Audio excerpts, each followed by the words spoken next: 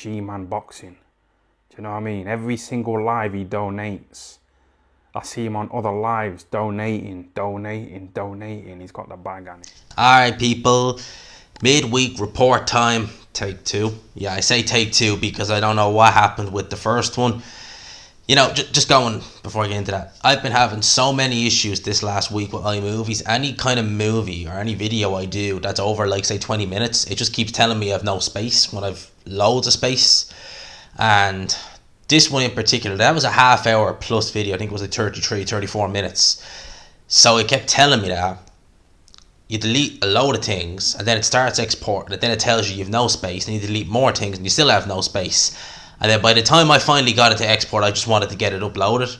So I assume I must have hit the wrong kind of frame rate to get it on. So I must have obviously hit to 340 when I meant to hit 720 or something. So hopefully that doesn't happen this time. And because if it does, I'm really screwed. Well, yeah, I'm kind of screwed if it does. Not screwed, but you know what I mean. Like, I might have to go back to audio for a little while, just until I sort out the issues. But anyway, that's neither here nor there. Let's talk boxing. Hopefully this one is just as good as the first one. Maybe if not better. Who knows?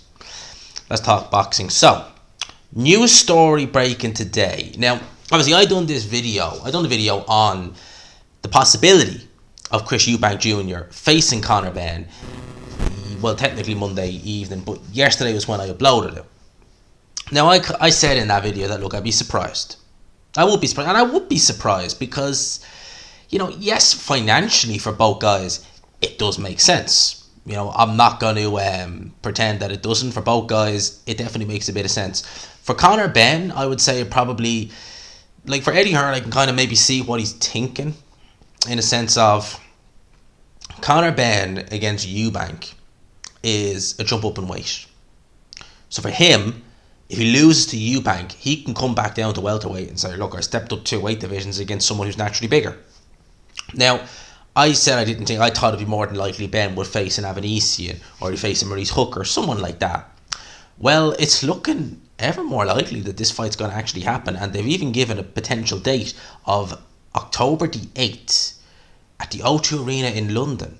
Now, obviously, Gareth A. Davis said that he'd heard from his sources, and you do tend to hear things, I've since found out being at them, you do tend to hear things at press conferences, you know, what's going on with other promoters and stuff like that. But this one to me seems so just, let me tell you why. And I tell you something, if this does happen, it's just a real case of what the hell when it comes to boxing and fights being made. And what I mean by that is that if you had said to someone, the majority of people watching this video, right? If you had said to someone in 2019, hey, in 3 years' time, Conor Benn is going to fight Chris Eubank Jr. at a catchweight, you'd just be like, what? That's just... And at the time, I think Eubank was still at super middleweight. You'd just be like, what are you on? What are you drinking? Because it's obviously strong stuff, right? Bit like Canelo. You know, if you go back to, say, 2013, 2014, if you said, oh, Canelo will fight Chavez Jr. in a few years, get out of here. That ended up happening. This looks likely to happen. But yet, we can't get fights like Spence and Crawford over the line. Like two guys who are in their respective weight division, 1 and 2, still hoping and praying that fight happens. You know, it's just crazy to me. It took 10 years to make Kell Brook and Mir Khan, but yet we may very well be getting Conor Benn versus Chris Eubank Jr. It doesn't look good. Like, not in the sense of like this fight, I'm sure it'll sell. The casual audience will love it, because obviously it's Eubank versus Benn 3. I'm sure that's how they'll sell it.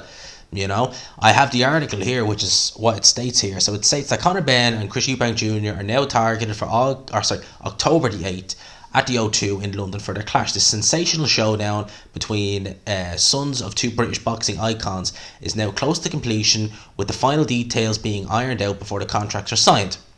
The target date will fall at one day shy of the 29th anniversary of Nigel Benn's second clash with Chris Eubank Jr. Senior, sorry. I was used to saying Junior.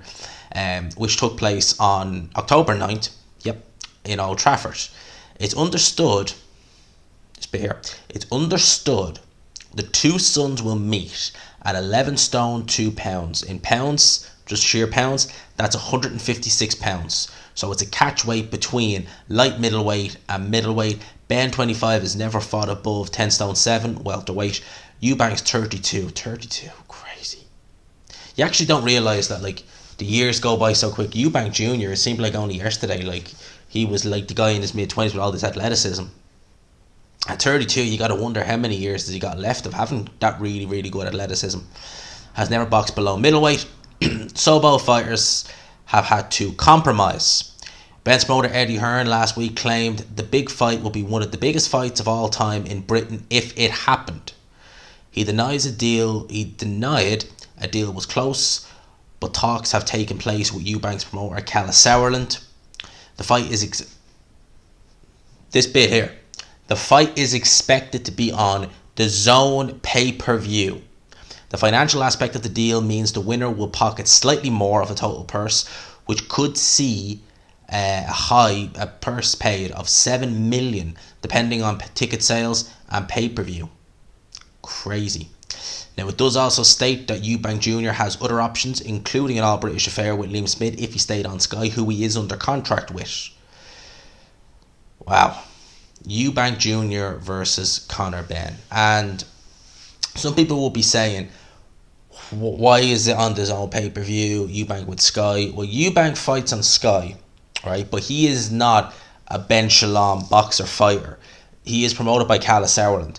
So when that deal originally came true for Eubank Jr. to fight on Sky, like he was promoted by the Sauerlands. We knew that. I think that was announced in 2021, some stage in the year anyway. So we knew that Chris Eubank Jr. was with Calla Sauerland. However, they did specify that he will be fighting on Sky. That was part of the deal. But he wasn't a boxer fighter. It's a bit like Josh Taylor. Josh Taylor fought his last fight on Sky. Ben Shalom was there, as the promoter. But that was top rank. That Bob Arum is Josh Taylor's promoter. I'm not sure who Jack Cattrall's with. Maybe he is with Sky or Probellum. I think he's with Probellum now, actually, funny enough. But that was just because they have a deal, top rank show, or Sky show, the top rank shows. Ben Shalom was there, kind of overseeing it. Now, Sauerland have always had at least up until recently, I don't know about now, they've always had a decent relationship with Eddie Hearn. If you may remember, back when Eddie Hearn was on Sky and he was the sole broadcaster, a lot of the international cards over there in Germany, when Germany were still, having their it was coming near the end of kind of their golden age, where they had, guys like Sturm, Abraham, Stieglitz, people like that, Klitschko when he was fighting a lot in Germany. They were doing a lot of shows over there. And what you would often see was sometimes you'd see a matchroom fighter go over and a fight on the show, bit like Martin Murray, Paul Smith, etc. Or, sometimes he'd just get matchroom guys out for a run out. Maybe Eddie Hearn didn't have a show on the UK and just some of the Sauerland guys would go out, would put them on their shows, or vice versa. So they always had a decent relationship, Eddie Hearn and Calla Sauerland. So for them to make this fight, it's not out of the realms of possibility. I mean, they certainly I don't think they've had any issues at all, really. In terms of, as I said, Sauerland and Eubank, they have the Sky deal. For the rest of their fighters, they're fighting on Channel 5, which is good for them because people like Josh Kelly, Nathan Gorman, etc., Denzel Bentley, he had that great fight with Linus Adofia a couple of weeks ago. So that's what they're doing for kind of their smaller talent. Eubank probably gets the preferred treatment. He is bigger than that, but he would do great numbers on Channel 5 if he did fight on it. Anyone really. But Eubank Jr. is quite a big name. So that's the situation there. If this happens, that's going to put some butts in seats. That'll definitely put butts in seats. It's not the end of the world for Conor Benn if he loses that fight, truth be told, because at the end of the day, he's going up to 156 pounds middleweight, basically. He's not a big welterweight. I think that's something that we need to take into consideration. This is a guy who I personally feel would be way more effective. And believe me, Conor Benn has improved a lot. But I still feel he'd be way more effective if he could safely get to 140 pounds, that he's still strong. If he could do that, he'd be even more effective, I believe. At welterweight, when I look at some of the welterweights, and this is the kind of crazy thing that he could be going up to 156 pounds. There are guys like Mean Machine. There are guys like Spence. There are guys like even Keith Thurman, who I know he's the biggest welterweight in the world, but he's still big, who just, they are massive compared to a Conor Benn. You know, Ortiz, Boots, they're huge compared to... They could go to middleweight and they wouldn't look that much out of place in there. Conor Benn is nowhere near as big as them in terms of just aesthetically. So for him to go up and try and fight Eubank, and Eubank, Conor Benn can punch a bit, yes, but Eubank's always shown a good chin. I mean, yeah, he was rocked a few times by George Groves, but he was still taking shots from someone like George. George Groves is a very big puncher, or was anyway when he was fighting. You know, Abraham can crack. You know, who else did he fight that had decent power? He's fought Spike O'Sullivan. O'Sullivan can crack a bit. I'm trying to think who else he fought now recently. Liam Williams, I should say. He can definitely bang a bit at middleweight. So Eubank Jr. is taking shots from them and never really seemed phased. You know, George Groves, yeah, did buzz him a bit. I remember Carl Froch saying that, you know, he hit Eubank in sparring, it has to be said, but still never even phased him. So Eubank's been in there with some big punchers. He's never shown any fragility in the chin department. So I doubt Conor Benn, you know, a welterweight, would really be able to bother him too much. And a complaint I've had about Conor Benn, in terms of, you know, seeing who he's been in there with, he's never fought, and has never fought a puncher. He has never ever fought a puncher. Cedric Pay now is not a puncher, right? He's not even got underestimated power. He's not a puncher. You see the way he throws his shots. There's no power on them. If he's hurting and dropping Conor Benn, I do fear for him going in there against Chris Eubank Jr. Even if Chris Eubank Jr. is not at his optimum because he's had to take an extra 4 pounds off, I still worry about Conor Benn in that regard, because Eubank Jr., he's not a devastating puncher. He's not like, you know, a Canelo in terms of explosiveness. He's not like a Charlo in terms of explosiveness, but he has respectable power. He's hurt guys before. He's stopped guys before. You know, he's stopped guys. He's hurt guys like Arthur Abraham, normally quite durable. Big knockout against Avni Yildirim, and that was a big knockout win. I mean, you could say, and you wouldn't be out there saying it, he hurt Yildirim worse than Canelo did. Canelo hurt him plenty of times in there, but he hurt him worse, Eubank Jr., you could say, than Canelo did. So Eubank Jr. has respectable power there. I don't see how Conor Benn wins that fight. My way of looking at it is, potentially it could be a case of, okay, well, we don't want someone at welterweight to beat him yet. We'll make money from this, bring him back down to welterweight, and then bring him back slowly again. You know, we can fight the Chris Van Heertens of the world again, bring him back, you know, get him back to kind of where we feel we're making money out of him again, and then see how he gets on. But we've made a big payday from him anyway, so we're happy. Maybe that's what they're doing. As I said, we'll wait and see. I didn't think we'd get this fight, but it looks ever more likely that we're going to get it. It's what it is. I'll watch it. Sure, I'll watch it. Definitely, I'll watch it. It's just, it's not even that. It's more the fact that, like, you can get a fight like that over the line, but you can't get a Crawford Spence fight. Really? Like, you get guys who are like 2 weight divisions apart. Like, at one stage they were 3 weight divisions apart, and you can get them in the ring, but you can't get the 2 best welterweights in the world in the ring together. It's just like, really. And on a lighter note, we'll talk through about some of the fights that have been announced and that are upcoming. We'll do them. I was going to do them in chronological order. However, I have seen this. Frank Warren actually said this on TalkSport, and maybe this is a blessing in disguise that the first video effed up, because this way there was news I didn't cover. You know, I pretty much stopped at Leo Santa Cruz wanting to face Ray Vargas next. Pretty much stopped at that. And since then, there's been more news breaking, which is Frank Warren stated that Deontay Wilder will return, or he's heard anyway, that Wilder's going to return in the month of October against Robert Hellenius. I was just, you know something, maybe, I don't know, maybe I'm psychic or something. I was just watching some highlights of Wilder, watching some of his knockouts, and I was thinking, I can't wait to see him back. You know, because I love watching Deontay Wilder. And him against Hellenius. Hellenius can definitely bang, but Hellenius is slow. He's never had a particularly good chin. He's never been hard to hit. And someone like Deontay Wilder, I mean, put it in context, Gerard Washington knocked out Robert Hellenius. Deontay Wilder has already beaten Gerard Washington. He's way better than Gerard Washington. He's got way more fire. He's got way more hunger for the game. And he hits. And it's not even close. He is going to take the head clean off Robert Hellenius. Seriously. So Wilder against Hellenius, that's the fight I was thinking as well in my head for Wilder to come back to. That to me is a fine comeback opponent. So Wilder back in October. Look, do I like Wilder as a person? Not particularly. He's not my type of person. But as a fighter, probably maybe even my favourite fighter, just in terms of sheer entertainment in the ring. Because you just never know. Like, even if a fight like the Gerald Washington fight, I remember watching that fight in 2017 on the edge of my seat. It was boring as hell for the first 5 rounds, but you just don't know when that right hand is going to land. And that's what's exciting. It's just he could be losing every minute of every round. Boom, one mistake, one right hand, boom, it's over. That's Wilder. That's Deontay Wilder. That's why I like watching him. That's why he's one of my favourite fighters. And you know me, I love big punchers. Whatever is about big punchers, I just love watching them. We'll talk about some of the lighter weight divisions as well. And I like this one here. Jesse Bam Rodriguez, he is not taking breaks. He is straight back on the horse, defending his WBC super flyweight world title against Israel Gonzalez on the undercard of Canelo Triple G3. Interesting. So Israel Gonzalez against Bam Rodriguez. And again, like Bam Rodriguez, Carlos Cuadras, Srisaget Vasai, Israel Gonzalez. Israel Gonzalez is not an easy opponent.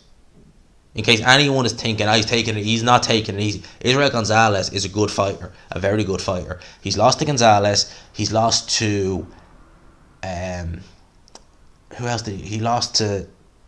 Incatas. I think it's how you pronounce it, Gerwin Incatas. And he shouldn't have, but he does have a loss against Cal Yafai. And the reason I say he shouldn't have is because they fought in 2017. That was a robbery. Cal Yafai did not win that fight.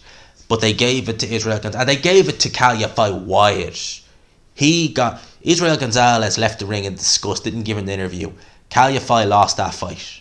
Israel Gonzalez should be a former WBA super flyweight champion.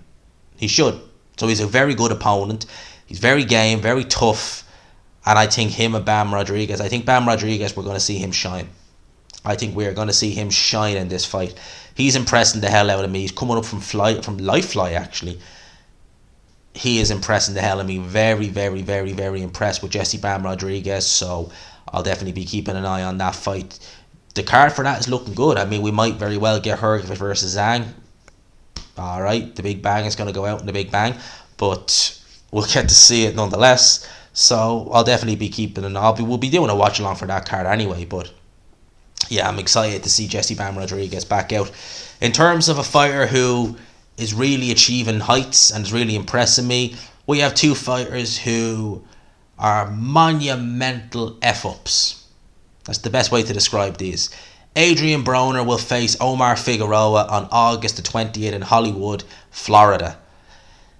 AB, people have asked me to do a WTF video on Adrian Broner. And I don't think a WTF video could do it justice. I think we need to do a full-length documentary on it. Because Broner is just like car crash TV. That's what AB is. Him against Figueroa. Figueroa has a DUI. I believe it was in training camp. He got a DUI. And then he pulled... I forget who he was fighting. I think that was in 2017, 2018. I remember him pulling out of the fight, stating a hand injury after getting DUI'd in training camp. I mean, Figueroa's not much better, but Broner, I mean, he is looking absolutely terrible as of late. Honestly, who would I take in that fight? Probably take Figueroa at this stage. Probably less gone than Broner, but God knows at this stage. Teofimo Lopez will make his return to the ring against Pedro Campa. Campa in his debut at 140 pounds on August the 13th. So put it in the calendar. August 13th, we get to see Teofimo Lopez back. This is an interesting one here.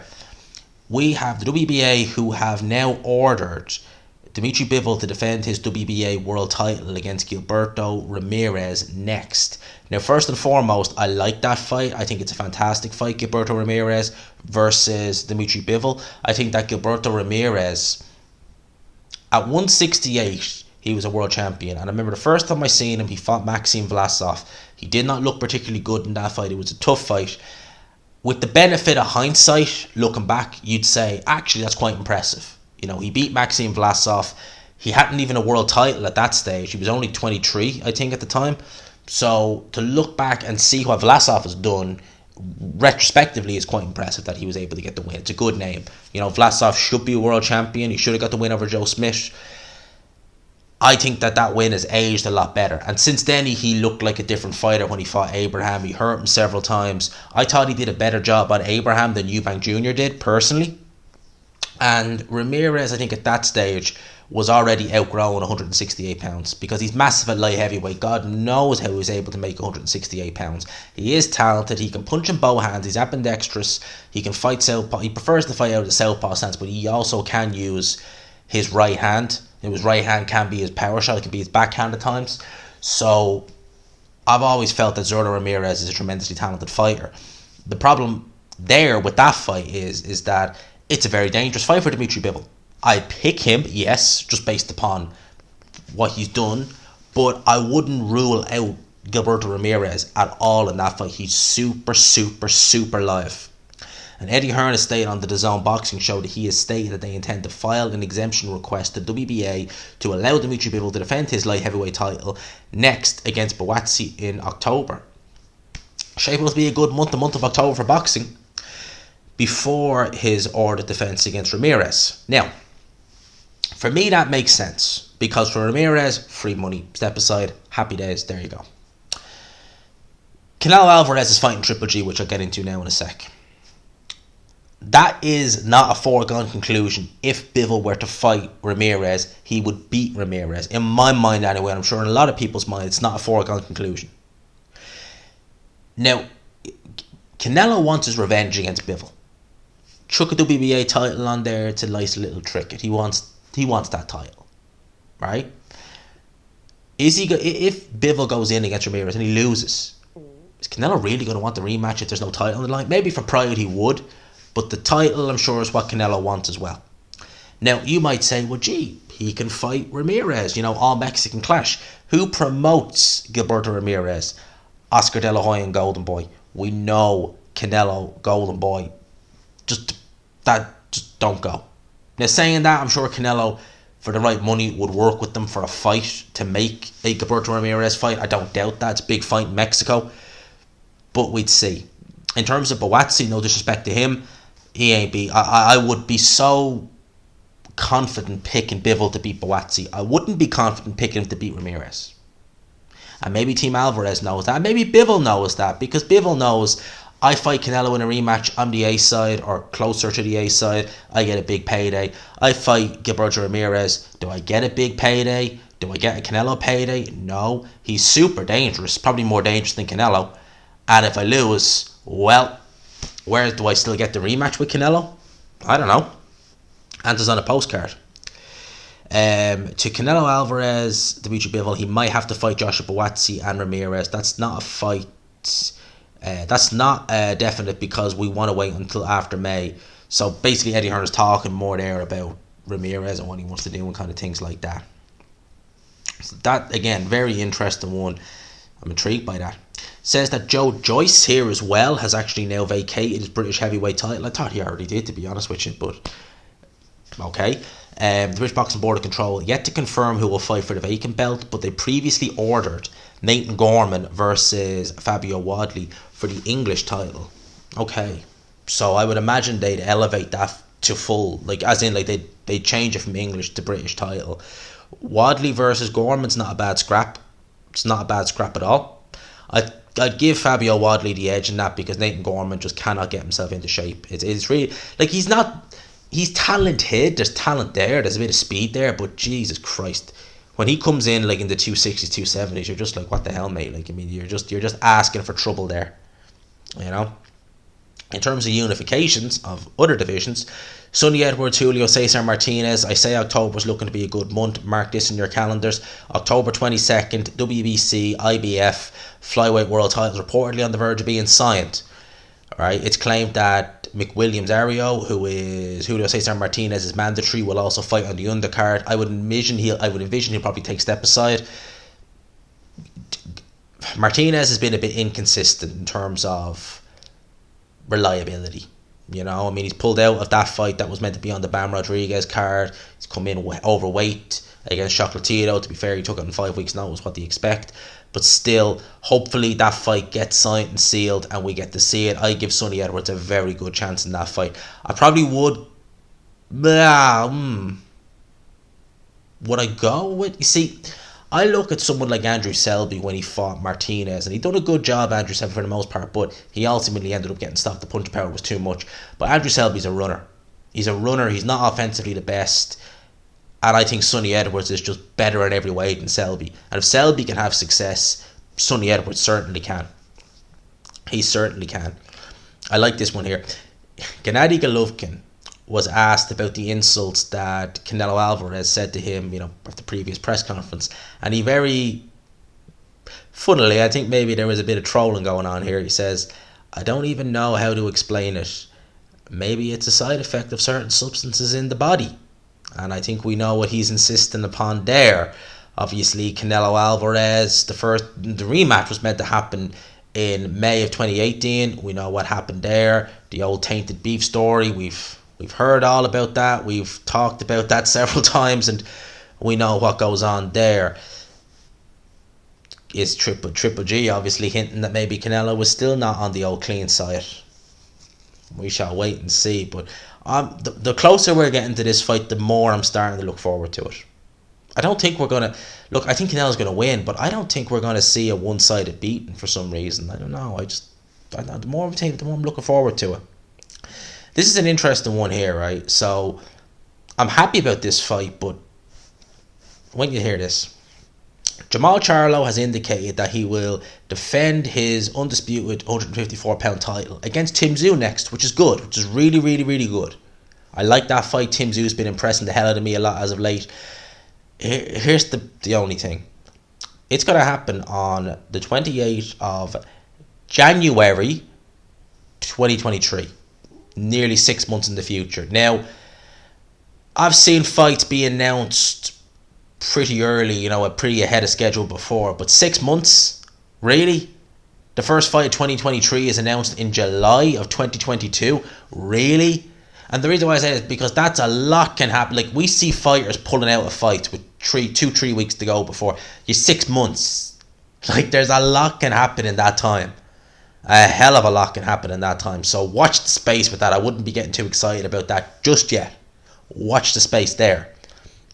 Eddie Hearn was also asked on the DAZN boxing show his thoughts on Alexander Usyk versus AJ2 reportedly being shown on Sky. He said, we are working in a spiteful business where people make decisions not based on business logic, but on ego and bravado, blocking and stopping. That's the game we're in. Now, I would assume he's obviously hinting at Sky Sports. Sky Sports may be looking at the whole situation with AJ and thinking, well, you've left us for DAZN, but not so fast. Even if we take a hit on this, it's being shown on Sky. Maybe people like Anna Smith are looking at that and thinking that, I don't know, but Eddie Hearn certainly insinuating that there's some things going on there that, he's not happy with, and that bit of pettiness going on there.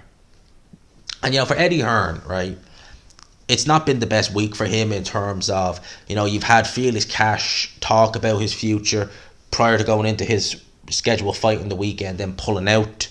Lawrence Okolie posting them tweets and then deleting them, the tweets I was on about. And the Okolie situation's an interesting one. Maybe I'll end it with this, right? Lawrence Okolie may be looking for a way out of his Matchroom contract. May not fight for Matchroom again. May look to run and quit out of the contract and go over to Sky. Right? Now, I'm not someone who is big into loyalty for fighters. Right? A trainer, promoter, etc. You have a finite window to make money. You have a finite window to make the most of your ability. So you shouldn't be loyal. But with the way Okolie has handled this, and the way he's kind of said things, the way he's worded, not worded it, he didn't word it in a way, but the picture he showed. I've never been one to big up Eddie Hearn that much. I don't mind Eddie Hearn. I think he's a great promoter, and I don't think he's a bad person, truth be told. There's a lot worse individuals out there in boxing, a lot worse, way worse than Eddie Hearn, who've been in and out of court, who've been shot by fighters, or a fighter, in the 90s, you know who I'm talking about, who are way worse. and have been in and out of court, sued fighters, bankrupted fighters, and then talk bad about them when they've left. Eddie Hearn has never done that. He's never done that. I've been called a zone hater, matchroom hater before, but I'm just pointing out the obvious. I'm criticising where I feel critique is needed, but I've also praised Eddie Hearn several times. In this situation with Okolie and Hearn, I can't help but feel that Eddie Hearn has done nothing wrong. What has Eddie Hearn done for Lawrence Okolie? He has done loads for Lawrence Okolie. I mean, Lawrence Okolie came pro, and straight away you have people saying like he's not going to do much. Eddie Hearn has matched him very well. Very well. Alright? He's given him the right fights at the right time. He's put him in the main event in domestic clashes a year pro, like against Isaac Chamberlain, in what was a stinker of a fight. But Eddie Hearn didn't look at that fight and say, okay, it was a stinker. It really didn't do what we needed to do. You know, is this the fighter I have? He said, no, keep him going. Put him on some of AJ's undercards. Alright, and then gives him a British title shot against Matty Askin on AJ Povetkin in Wembley Stadium, and he stinks the joint out. Stinks it out. Should have been disqualified. But Eddie Hearn still sees something in Okolie. And Okolie, not someone who has a particularly... Like, he's not a bad person. Nothing close. But he's not got that endearing, charismatic personality that just draws you in. He's not like that. Eddie Hearn still works with him. Still gets him out on cards. Has him main event in some cards, or on AJ's undercard, gets him a world title, alright, gets him a defence on the AJ Usyk undercard, has him headlining the O2, probably getting very, very good money at the same time as well on a Sunday night in an absolute stinker of a fight against Seslak, right? And now he's trying to get him a unification against Gulamarian. But somehow, Eddie Hearn is...